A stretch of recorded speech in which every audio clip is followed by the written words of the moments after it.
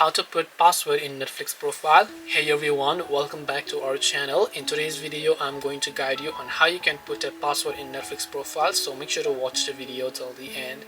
Now to basically put a password in Netflix profile, you can now do it from the app itself. So you can open up the Netflix app, and here you can see I have happened to lock one or many of the profiles here. If you also want to lock your profile like that, it's very simple.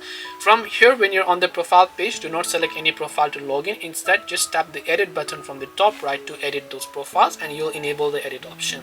Now select a profile that you want to put a password to, then just select the option called profile lock and then tap on it. Then tap the create profile lock button. Now all you have to do is just simply make sure to enter your current password, which is your Netflix account password first. Then just tap on the enter button. Then after you have done that, you just have to go ahead and then select the 4-digit pin that you want to use for your Netflix account.